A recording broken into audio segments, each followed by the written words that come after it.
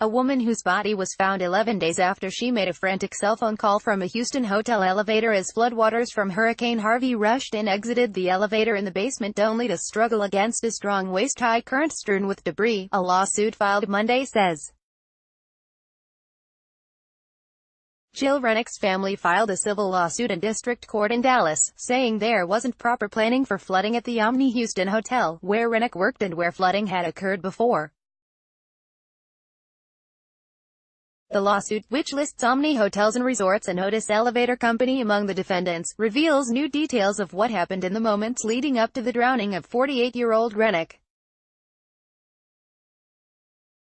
Rennick suffered a terrifying and horrific death that was unnecessary and easily preventable. According to the lawsuit, it's just inexcusable for a hotel operation of this size to be that irresponsible, said Rob Crane, the lead attorney for the family.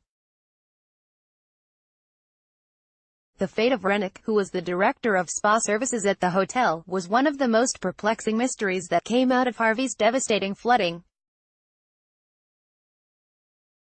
She disappeared in the early morning hours of August 27 as floodwaters inundated Houston. Her body was finally discovered on Sept. 7 in the ceiling of the hotel's basement. I don't want this to happen to anybody again, employee or guest, said Rennick's sister, Pam Esslinger. Rennick, who spent the night with her dog in a room on the hotel's third floor, was called by a staffer around 5:15 a.m. on August 27 and told to come downstairs. Crane said, "We've asked for more specificity as to what she was told and we were told that that's pretty much it, that she was told to come downstairs," Crane said. The lawsuit said there's no indication she was told the basement and elevator shafts were flooding, or that she was told to avoid the elevators. The lawsuit also adds that the elevators weren't disabled, nor were they barricaded to prevent passengers from entering. She was not given any indication that anything was remiss or dangerous for her to go downstairs, Crane said, adding, there was not a coordinated plan that was being implemented. About 5:40 a.m., Rennick made the call for help. The lawsuit says that according to the hotel, Rennick said she was trapped in the basement service elevator and water was coming in. The lawsuit also says Rennick was heard screaming and clamoring for help by people on the first floor. The lawsuit notes that the third floor, where she was staying, doesn't have access to the service elevator, so she would have likely had to access it from the first or second floors. According to the lawsuit, she was somehow able to exit the elevator into the basement.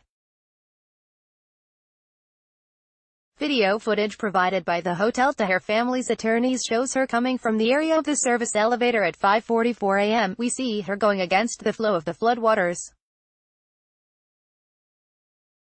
We also see her shortly thereafter coming back with the flow of the water, said Crane, who added, it is clearly somebody who is trying to find a way out of this horribly terrifying condition. The video ends at 5:45 a.m.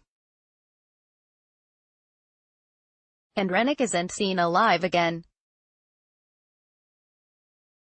She desperately searched for a way out before climbing above the ceiling tiles and ceiling joists for the last pockets of air, says the lawsuit, which adds that floodwaters eventually rose to the hotel's first floor. The lawsuits say that before Rennick was called in her room, it was known that the basement and elevator shafts were flooding, in noting that in that time period, people who appear to be hotel employees can be seen on the video walking through the accumulating water in the basement. The hotel, located near the Buffalo Bayou, has a history of flooding and is located in a floodplain, according to the lawsuit. The lawsuit also alleges that Otis Elevator, which had a contract with the hotel to maintain and service the elevators, should have installed flood sensors and warned users of the dangers of operating an elevator in flooding.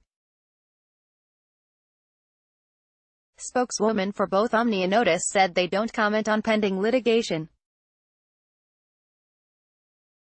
The Occupational Safety and Health Administration in February fined the hotel for a violation, saying that the elevators being kept operational during flooding exposed employees to drowning.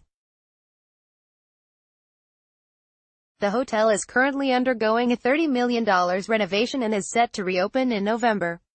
Esslinger described her sister as the kind of person who everybody gravitated to. She was wonderful and she's missed terribly every day, Esslinger said.